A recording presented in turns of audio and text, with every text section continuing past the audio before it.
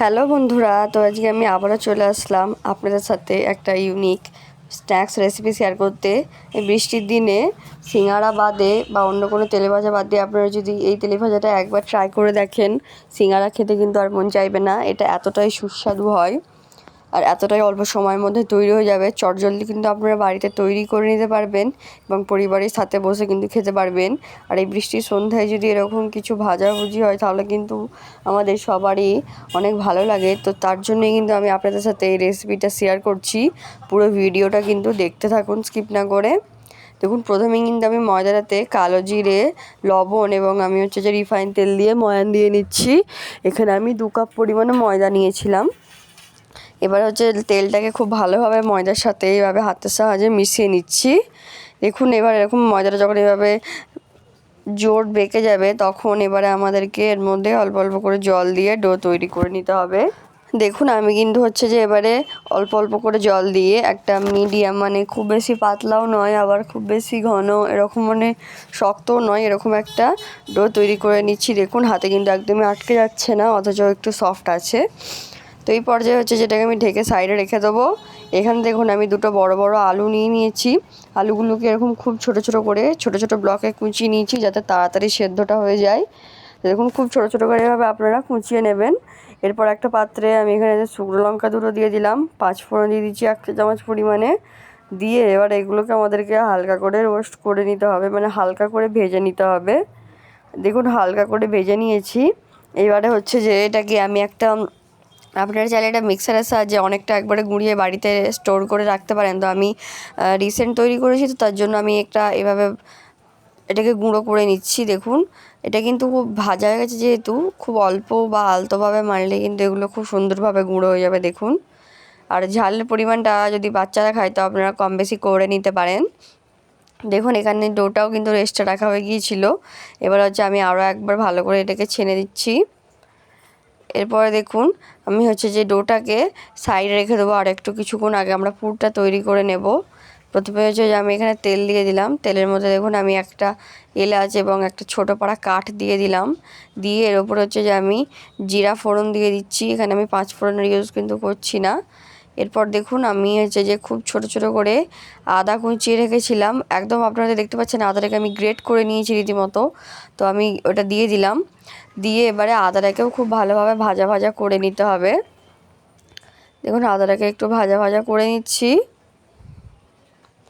আপনারা চাইলে কিন্তু এখানে রসুনও অ্যাড করতে পারেন, বাট আমি শুধুমাত্র আদাটা অ্যাড করেছি। আপনারা আদা দিয়ে যদি করেন দেখবেন একটা খুব ব্যালেন্সড একটা টেস্ট পাবেন পুরটার। তো এইভাবে আমি আদাটা লাল লাল হয়ে যাওয়ার পর এর মধ্যে এবারে আলুটা দিয়ে দিলাম, যে সেদ্ধ আলুটা আমরা রেডি করে রেখেছিলাম। দিয়ে দেওয়ার পর এবারে আবারও খুব ভালোভাবে আমাদেরকে মিশিয়ে নিতে হবে আলুটার সাথে সব কিছু। আর আলুটা কিন্তু আমি সেদ্ধ করার সময় কোনো নুন বা হলুদ গুঁড়ো এসব কিছু দিইনি, নর্মালি আলুটাকে সেদ্ধ করে নিয়েছিলাম। এরপর দেখুন, আমি আলুটাকে খুব ভালোভাবে আদা রসুনের সাথে মিশিয়ে নেওয়ার পর এবার আমি এর উপরে হালকা লবণ ছিটিয়ে দিলাম। লবণ ছিটিয়ে এবার পরিমাণ মতো লবণটা দিয়ে নেবেন, যেহেতু সেদ্ধর টাইমে লবণটা দেওয়া হয়নি, তো তার জন্য পরিমাণ মতো লবণটা দিয়ে দিবেন।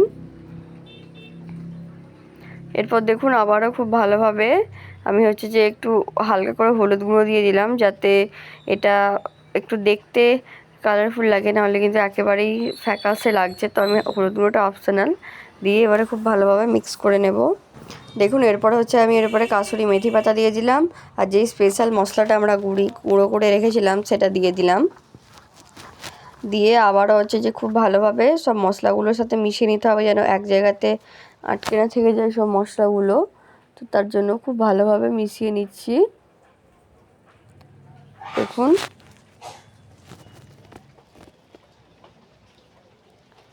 খুব ভালোভাবে মিশিয়ে নিচ্ছি এইভাবে। আপনারা কিন্তু চাইলে এই ভাজা মশলাটা একটু অল্প কোয়ান্টিটিতে ইউজ করতে পারেন। আমাদের পুরটা কিন্তু রেডি, ওটা এবার আমি সাইডে রেখে দিলাম। এইবারে দেখুন, আমি এখানে ডোগুলো কেটে নিয়েছি ছোট ছোট, মিডিয়াম করে, একদম ছোট ছোট নয়। এবার দেখুন, পরোটাটা আমরা বেলে নিলাম, ময়দার ডোটাকে যতটা সম্ভব বড় করা যায়। তার উপরে আমি একটু তেল দিয়ে দিলাম। তেল দেওয়ার পর এবার আমি একটা প্লেটে ওটাকে সরিয়ে রেখে দিলাম। আবারও সেমভাবেই কিন্তু আমি আরেকটা ডোকে এইভাবে বেলে নেব, মানে যতটা সম্ভব বড় করে বেলতে পারবেন আপনারা বেলে নেবেন। এখানে চাইলে কিন্তু আপনারা বেলার সময় শুকনো ময়দার কিন্তু ইউজ করতে পারেন। দেখুন এটাকে তেল দিয়ে বেলে নেওয়ার পর এরপরে হচ্ছে এর উপরেই আমি আরেকটা যে ডো বেলে রেখেছিলাম চাপিয়ে দিলাম। মানে অ্যাকচুয়াল কথা হলো যে আমাদেরকে দুটো ডোকে এভাবে পরস্পর একসাথে চাপিয়ে নিতে হবে উপর উপর করে। দেখতেই পাচ্ছেন আমি আবার একটু হালকা করে বেলে দিলাম যাতে যতটা সম্ভব বড় করা যায়। এইভাবে বেলে নেওয়ার পর আর একটু বাড়িয়ে নিচ্ছি। আপনাদের কাছে যদি বড় মানে কোনো বেলার জায়গা থাকে আপনারা কিন্তু সেখানে বেলতে পারেন, তাহলে কিন্তু আপনাদের কাজ করতে বেশি সুবিধা হবে। এরপর দেখুন আমি হচ্ছে যে পুরগুলো অল্প অল্প করে নিয়ে আমি হচ্ছে যে পুরগুলো এর মধ্যে দিয়ে দিচ্ছি। দেখুন অল্প অল্প করে নেবেন, এখানে কিন্তু শেপ দেওয়ার কোনো ঝামেলা নেই। অল্প টাইমের মধ্যেই কিন্তু আপনারা অনেকগুলো স্ন্যাক্স তৈরি করে নিতে পারবেন, এত ইজি শেপ দেওয়াটা। দেখুন আমি কিন্তু এবারে পুরগুলো দিয়ে দিচ্ছি। আপনারা পুরটা মানে আগে দেওয়ার আগে খুব ভালোভাবে মেজারমেন্টটা করে নেবেন যে একটা রুটির মধ্যে আপনারা কতগুলো এরকম পুর দেবেন। তো এভাবে গোল গোল করে পুরটাকে আমি দিয়ে নিচ্ছি। খুব বেশি গরম অবস্থায় কিন্তু দেওয়া যাবে না, তাহলে কিন্তু ময়দাটা সেদ্ধ হয়ে যাওয়ার ভয় থাকবে।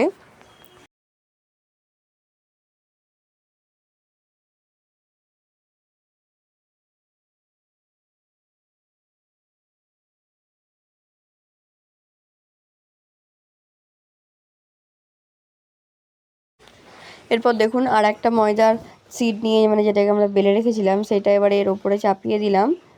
দেখতেই পাচ্ছেন কিভাবে আমি চাপালাম, আপনারা হয়তো দেখে বুঝতে পারছেন, আর না বুঝতে পারলে ভিডিওটা কিন্তু একবার রিওয়াইন্ড করে নিতে পারেন। এবার দেখুন হচ্ছে যে আমি এটা একটু বড় সাইজের করে আপনারা বেলবেন, যেটা উপরে চাপাবেন। এবার হচ্ছে আমি হাতের সাহায্যে মার্ক করে নিচ্ছি হালকা করে, খুব বেশি প্রেসার দিতে যাবেন না, তাহলে কিন্তু ছিঁড়ে যাবে, তাহলে কিন্তু তেলে দেওয়ার সময় সব পুর বাইরে বেরিয়ে যাবে। এরপর দেখুন আমি একটা গ্লাস নিয়ে নিয়েছি মিডিয়াম সাইজের, বাড়িতে সবার বাড়িতেই কিন্তু কম বেশি এরকম স্টিলের গ্লাস থাকে। তো গ্লাসটা দিয়েই কিন্তু আমি এভাবে কেটে নিচ্ছি শেপগুলো। হাতে করে শেপ দিতে একটা অনেক সময় লাগবে, তার জন্য কিন্তু আমি এভাবে গ্লাস দিয়ে চটজলদি কিন্তু এভাবে গোল করে কেটে শেপগুলো দিয়ে নিচ্ছি। এরপরে দেখুন আমি কিন্তু তেল গরম করতে দিয়ে দিয়েছিলাম। তেলটা হচ্ছে যে একটু আপনারা একটু বেশি ডুবো তেল নেওয়ার ইউজ করবেন, তেলটা কিন্তু গরম করতে দিয়ে দিয়েছিলাম।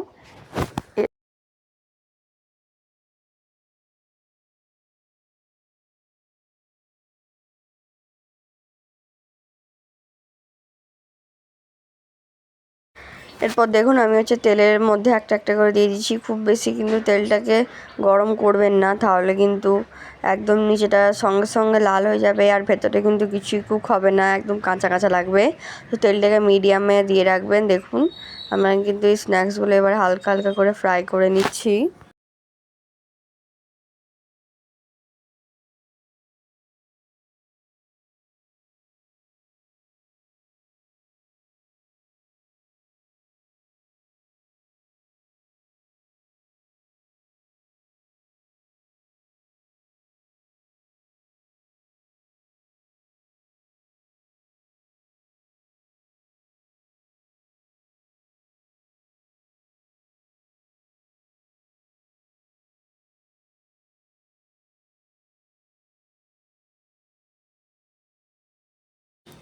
আপনারা শুধু একবার দেখুন কতটা ক্রিস্পি হয়েছে আর ভেতরের পুরটাও কতটা সুন্দর হয়েছে।